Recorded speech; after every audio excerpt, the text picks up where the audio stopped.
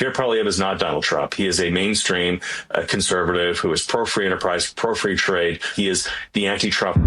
We've got big things happening. Welcome back to Moose and Loose. My name's David. Today we've got Pierre Poilievre having what looks like to be the biggest Canadian rally ever. We also have Mark Carney saying he's breaking Canada's relationship with America, ending a friendship, a union with our southern neighbor. We got a bunch of other stuff here. Let's jump into this. Okay, first up, we're starting off with Polymarket here. So I'm guessing that Polymarket takes into account the polling data, and if the polling data is rigged or it's just voter bias because conservatives aren't picking up the phone, it affects this stuff. So we're seeing, like, you just see wild swings here. You can see, look at Poilievre's line, the blue line dropping down, then back up, and then back down. This one here is for the most seats. This one's for the popular vote, and you can see Poilievre is the red one. They flipped the colors, but now Mark Carney is slightly above on this one.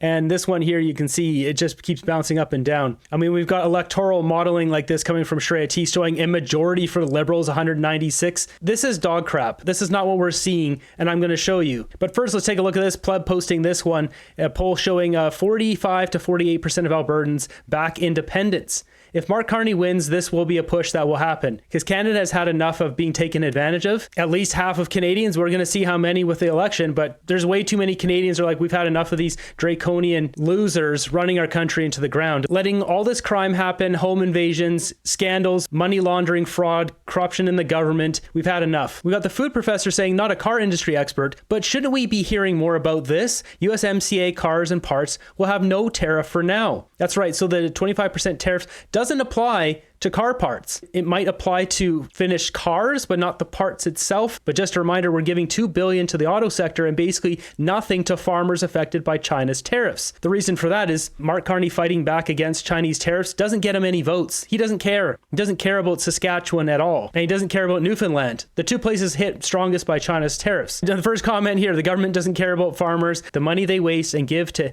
anyone and everything except those who truly need it. Moving ahead here, we're going to compare Mark Carney's rally to Pierre Poilievre's rally on the same night. Marty up north posting this one. This is Mark Carney's rally where he says, we need to fundamentally reimagine our economy. Those are the exact words Mark Carney used in the World Economic Forum that a video he shared yesterday. It's also the theme of his book. Mark Carney has one agenda. It's his net zero agenda. In upcoming videos here, I'm going to show you, he doesn't care about the environment at all. In the coming weeks, months, and years, with that incredible team behind me, we need to fundamentally reimagine our economy. It will take hard work. We're going to have them up for a long time. It will take steady and focused determination from government, from business, from labor, in partnership. We will need to dramatically reduce our... So I don't know how many people are here. It's not going to be that many. So next we're going to take a look at Pierre Poilievre's rally in Surrey, which from all research I can do is breaking all the records. But first, we're going to take a look at the one that had the record up until Pierre Poilievre's rally, which just happened here. And that's this one, Justin Trudeau. October 4th, 2015, a rally for change. This one here, huge rally. They said it might have had upwards of almost 5,000 people. This is essentially the rally, one of his final rallies that he had so much support, he went on to win the election. Now, if we contrast Trudeau's rally here with Pierre Poilievre's rally, this is only half the room. We got Matt posting this one, electrifying atmosphere, Pierre Poilievre's rally in Surrey. This place is rocking.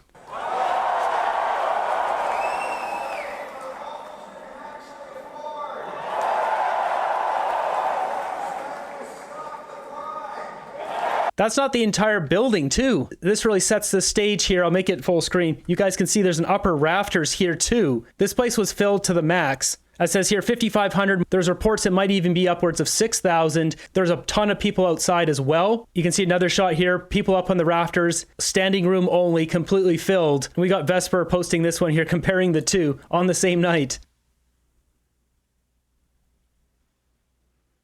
Yeah, it's not even in question. So this rally is so big, we got Brittany posting this one, showing the lineup outside and how long it was.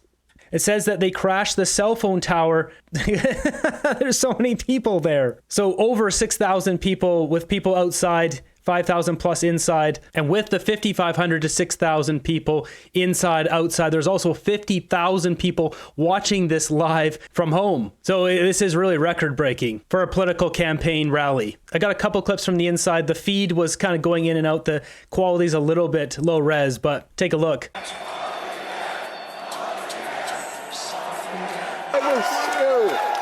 Wow.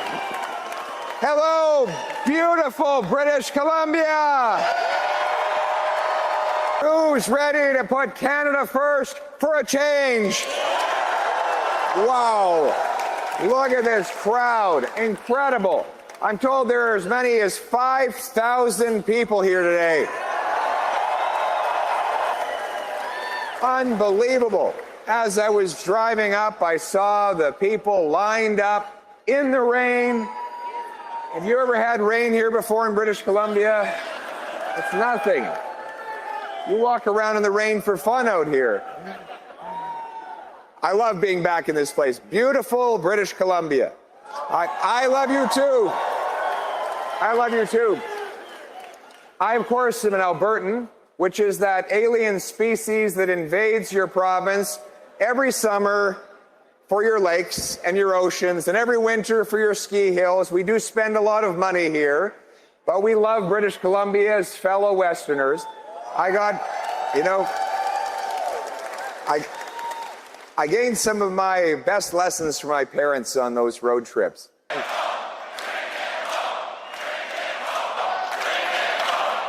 We're gonna bring home our jobs and a brighter future for our people. Put our nation back in charge of its own future, and our nation will be strong and able to stand up against President Trump or any future American president.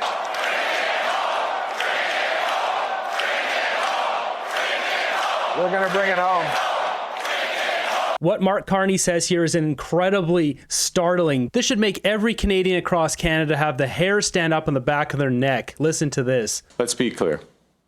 We're all on the same page. We won't back down. We will respond forcefully. Nothing is off the table to defend our workers and our country. Nothing is off the table. Sounds like he has no problem cutting off the electricity. I showed it in the previous video. He had the little Grinch smirk when Doug Ford was mentioned about that. Will he cut off oil? Will he just try to bypass Alberta and just take full control? Use the emergency powers? To my fellow Canadians, I don't want to set unreasonable expectations. The road ahead will be long. There is no silver bullet. There is no quick fix. There is, though. It's negotiation with Donald Trump, the thing that this guy fails to do. He won't even pick up the phone and call the guy. And I know and I understand that many are feeling anxious and worried about the future. Fundamental change is always unsettling. But I have every confidence in our country because I understand what President Trump does not. That we love Canada with every fiber of our being. Doesn't sound like it. I almost fell asleep with him saying that. This guy has no passion in his voice. He doesn't care about Canada. He hasn't lived here in a decade. He couldn't give a rat's about Canada. He showed up because it was the only place he could go where he could be parachuted in to unveil his ungodly net zero agenda. Because we are stronger when we are together, and Canadians are uniting as never before. Now, we are going to have to live the lessons of recent months. First, that we have to look out for ourselves. And second, that we have to look out for each other. The federal government will do everything in its power to protect Canadian workers and businesses. Except actually negotiate with Donald Trump. This here is the really shocking moment. We will need to ensure that Canada can succeed in a drastically different world. The old relationship we had with the United States, based on deepening integration of our economies and tight security and military cooperation, is over. I'm sorry, what? You're breaking our relationship with America. After 192 years, the first consulate was set up in Canada in 1833. If you want to go from the time when we first had diplomats exchanged in 1927, that's 98 years. It doesn't matter which metric we use. Canada and America are integrated. This guy wants to come in as an unelected prime minister and break our bond with America is absolutely absurd. This should be alarming to every Canadian across Canada. What exactly the United States does next is unclear. But what is clear is that we as Canadians have agency. We have power. We are masters in our own home. We're going to get absolutely squashed. So he goes to French there. We're going to get absolutely squashed if we just try to completely break apart from America and have nothing to do with them right now. This needs to be negotiated. A deal needs to be made with Trump. This guy will destroy Canada. And I wonder, we're going to see in the polls, are there too many dumb Canadians who are fooled by this guy? We're really going to see the intelligence level of Canada because it will be in the ballots. So Mark Carney making this declaration of breaking Canada away from America and no longer having this relationship we've had. He's basically breaking Canadian law. He's not quite, but as I can show you here, right now he's a caretaker government because the election is called, Parliament has been dissolved, and it says here, caretaker government conduct. Government activity during a caretaker period should be restricted to matters that are routine, non-controversial. This is pretty controversial, breaking 100 years tradition here with America. Urgent in the public interest, reversible by a new government with undue cost or disruption. That's not what's going on here with Mark Carney making that declaration. Agreed to by opposition parties in those cases where consultation is appropriate. So he's not following any of this, but it does say up here, a caretaker government is expected to conduct itself in accordance with a series of well-defined conventions, which I just read to you there, but there's no law compelling a caretaker government to do so. Maybe we should put that in law. So technically he's not breaking the law, but he's breaking all of the rules that are in the book. This cartoon really sums it up. At least we're not Americans, just all living in poverty. USA, USA, USA. This is basically what we have in Canada now.